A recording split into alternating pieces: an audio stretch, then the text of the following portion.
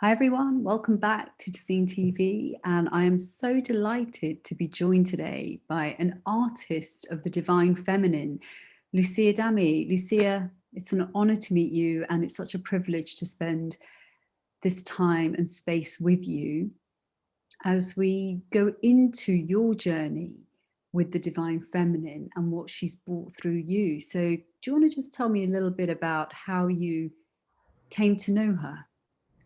Thank you. It's such a pleasure to be here as well. Yeah, it's interesting when I look back on my journey, on my creative path.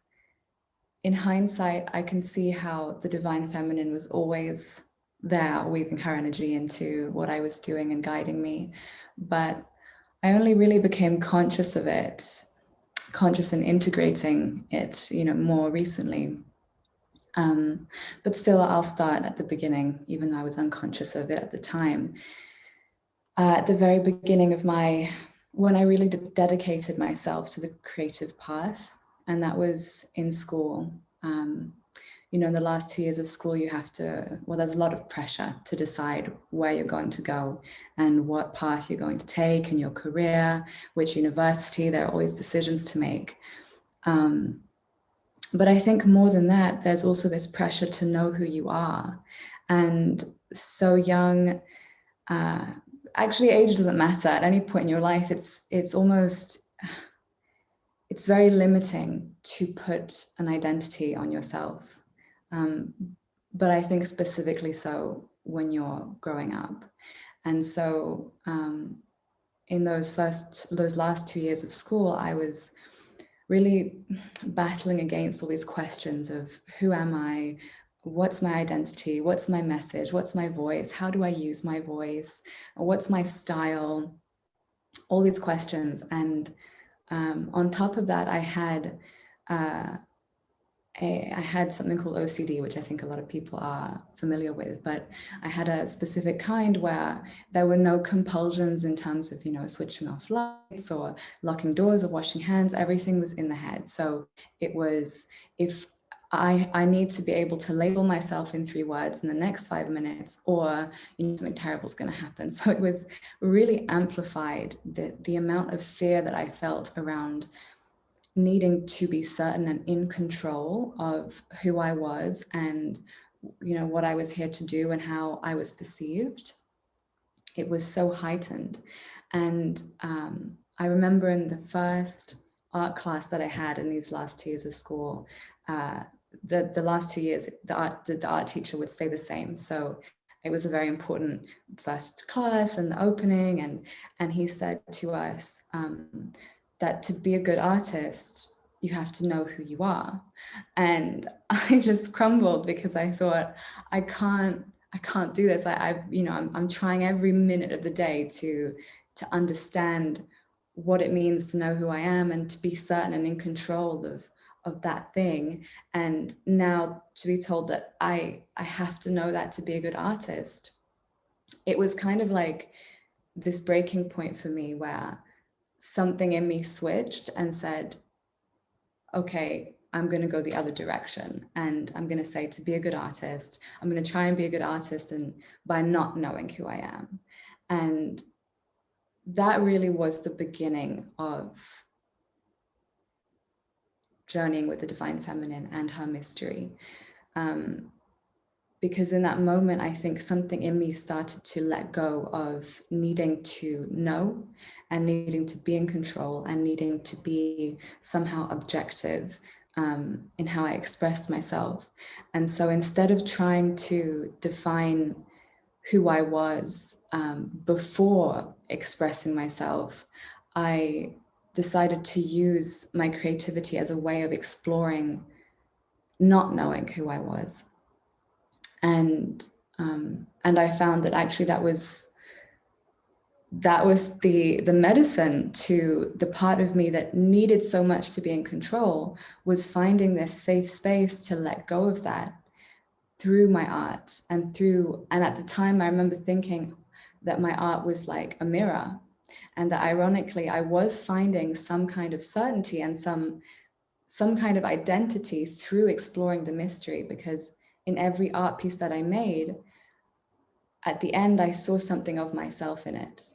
And I couldn't describe it, and I couldn't, put my finger on what it was about myself that I was seeing, but every art piece reflected a journey of that uncertainty. And through that, my authentic expression started to come out. And of course, and then I took a gap year after those 2 years. So for those 3 years before I went to university, it was a lot of healing. It wasn't like in that moment I was comfortable with the unknown. Completely the opposite. It was opening the door to it and facing all the reasons why I didn't want to go there, and all the reasons why I needed so much to control. And so I think for those 3 years was just beginning to build a relationship with the mystery, and understanding the magic that came from it internally, and then that reflecting externally as these miracles that would happen while I was going through a lot of inner turmoil. Yeah, and then eventually that developed with no conscious decision into where I am today, of the divine feminine just continuing to pour through my work. I would love to actually share some of your work so that viewers can get a taste of what we're discussing here. I mean, this is kind of your Instagram feed, which is where I believe most of your work is shared. Is that right? Yeah. And I mean, this piece is just absolutely breathtaking. Thank you. And these are sort of photos, or if you just want to talk us through how these images arrive for you. Yeah, so these ones are printed photographs, and then I draw over them and rephotograph them, and that's how I make them. So they're done by hand.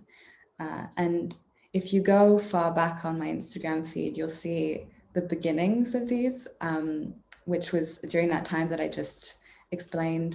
During those 3 years, I started to draw over my own portraits because I really felt like through self-portraiture, you can express a lot through self-portraiture, and you can also explore yourself a lot through being the observer and the muse and the object of the art.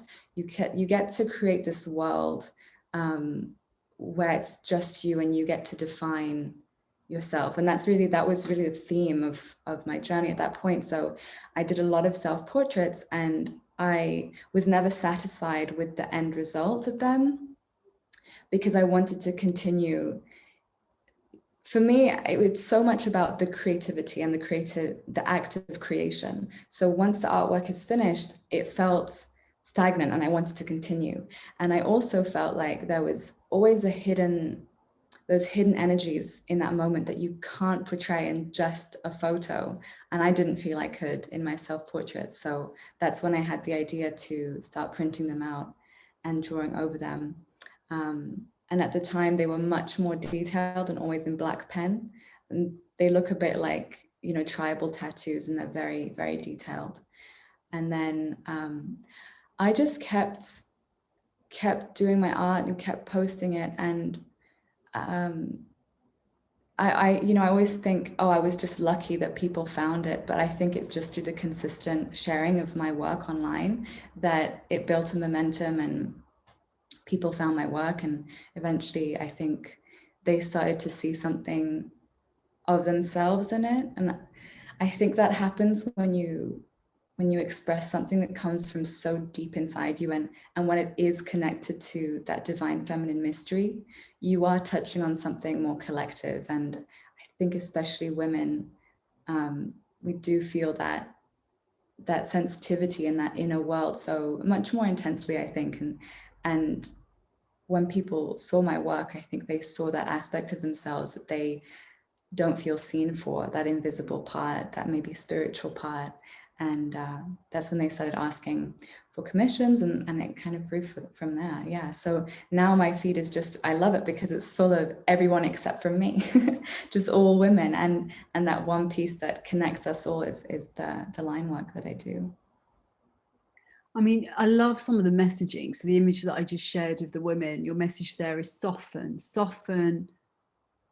When the storms hit, stay brittle and the winds will break you. Mm-hmm.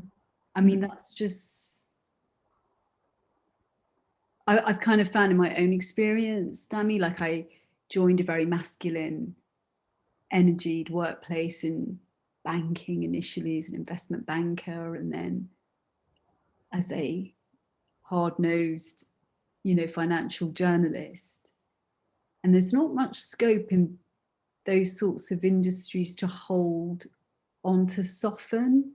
Yeah. And it's kind of this portrayal that soften or being soft can feel weak, but actually what you've portrayed is so powerful because there is power in softness, Mm-hmm. as your message beautifully shares. And I'd love to understand, like, when women are connecting with you, what are the sort of feedback and messages that you're getting about how your art is touching them?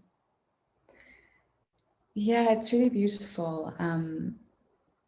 Almost all of it is that they feel they've reconnected to self-love and seeing themselves as beautiful. I think far too many women look at pictures of themselves and judge their physical self, and they have judgments, and a lot of it is conditioning. But I think when I am drawing over their pictures, they can reconnect to that inner beauty and that inner self where there is less judgment, and it builds a connection, I think, between their physical self and that inner self.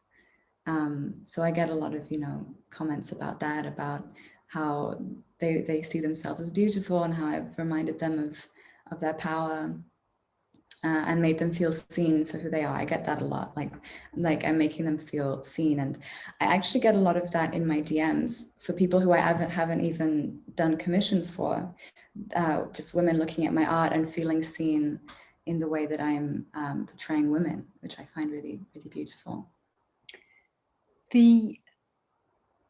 Let's just talk a little bit about how you shared moments before. It was kind of the consistency of you showing up for what you're doing. Mm.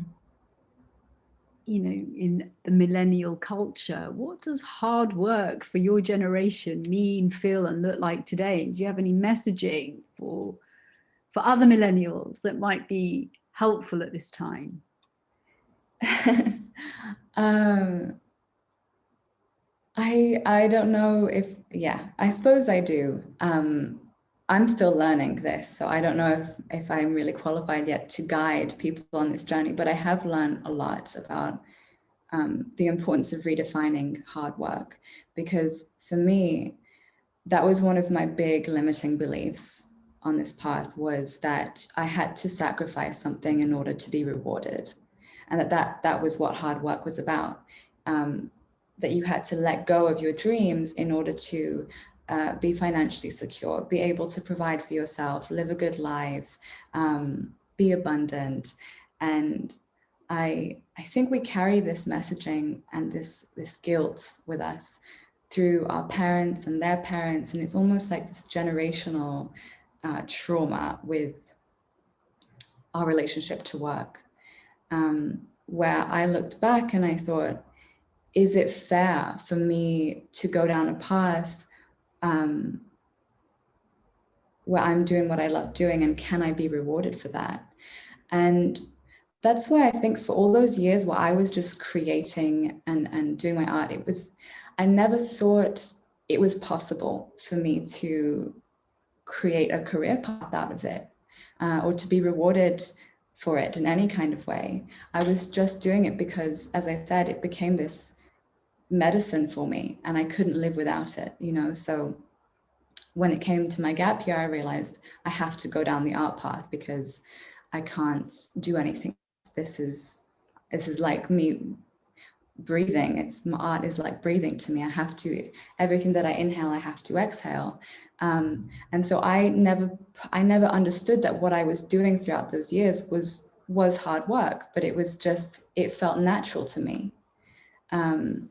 And so in hindsight, when people ask me, how did you get to where you are today with your art? And I used to say, oh, I don't know, I think I just got lucky, because I never connected that what I was doing was hard work, because my idea of hard work was you have to sacrifice, you have to suffer, and you don't. And I still have a bit of that narrative when I think about a project that I want to do, and I think, oh, but it'll be so much hard work, and that the meaning that I attach to that I'll have to sacrifice something and I'll suffer for it. And I think it's that part that just can't accept that it's okay to find pleasure in work and still be rewarded for it, that you don't have to suffer like your ancestors did. In fact, your ancestors will be celebrating the fact that you are the one who can decide what hard work means to you. Is this a rarity amongst your peer group? Yeah, I think so. What I find amongst my peer group and people my age is that they have a harder time knowing what their passion is and what it would be for them. For me, it was art, and I always knew that, and I'm very lucky that I knew that very early on. And for me, the certainty of this is my thing, this is my passion, is what helps me every day to continue going down that path. And I always want to encourage my friends to do that, but they have a harder time knowing what it would be that they would give themselves to. And I think they find security in going down a more set career path. And again, there's nothing wrong with that. That also can be their passion. But I do think it's rare. Yeah. Clients that I've worked with, Lucia, often they have complete career changes at the end of the coaching, because they become more aligned with kind of the soul and the passions, and ultimately the litmus test of what lights them up so fully and all consumingly in the way that you've described. But I'm wondering, this kind of notion of success and a lot of what you discussed before and shared about fears, right? This kind of like fear of failure, and what this actually means in today's world, and how important is financial success, and then all the limiting beliefs that come associated with that. So I'm just curious, what beliefs did you have to, you've touched on a few of them. Yeah. But what other limiting beliefs did you have to really kind of journey through the more that you stepped into your own power? Yeah. Well, I feel that I still am moving through the big ones, like the not feeling worthy, and that guilt that I just touched on. Am I worthy of doing what I love and being successful for it, and being financially abundant as an artist? Is that fair? Given that my parents and their parents and their parents had to sacrifice everything to support themselves and our family and us, is it fair for me to take this risk? That was a big one. And the fear of being seen and rejected and abandoned, all these really deep ones that I think we on an almost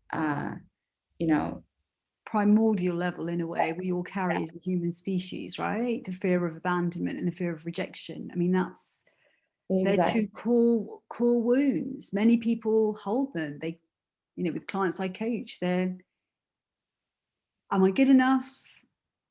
Will I be rejected? And will I be abandoned for being who I am? Yeah. And it's just amplified when you decide to go down your own path and go stray away from what everyone else is doing. But of course, journeying with the divine feminine, a big fear is the mystery, because you have to become comfortable with not knowing where it's going to lead you, and still work hard, and still, let's reframe the words work hard to dedication. I think that's how I see it. It's dedication and devotion. The continual dedication and the continual devotion to your passion without knowing where you're going with it, and accepting that you're better off not knowing and not planning. That's one that I think I'll probably sway in and out of for the rest of my journey. I think that's part of being on this path. Is constantly finding the balance between the letting go and the inspired action and the dedicated building of a skill and continuing. And I love what you shared. It is messy. I mean, this is the big thing. Like what I feel you're sharing is this journey with love. And love is not how we believe her to be. You can't package her, you can't own her, you can't control her. She's as soft as she is wild. She's as destructive as she is creative. She's all of that. And my teacher, Sufi teacher, Kabir Helminski's new book is called The Mysterion. And I love that title because that's kind of the biggest unlearning. And as a recovering control freak, and I really get it. I mean, I'm kind of a different generation to you, but we all suffer in some way from this control freakism, just on varying degrees. And as a recovering control freak, I get it. Like, part of why I kind of suspended vision boarding for the moment is because actually I'm more curious about what the Mysterion is sending and what's unfolding in the moment in front of us. Yeah. And why stay limited to the mind, which ultimately can be a huge problem. Mind is the problem. Yeah. And yet it can be of great service, as you've just talked about, the dedication and the discipline and the focus required to turn up and continue to do your art, even on the days you don't feel like it. Yeah. You can get it to tame and serve when it's serving something deeper, which is love. And art for you is love. It's the passion you've beautifully shared. Let's talk about your dreams. I mean, just very quickly, I'd love to understand kind of where you kind of dream to be 5 years from now.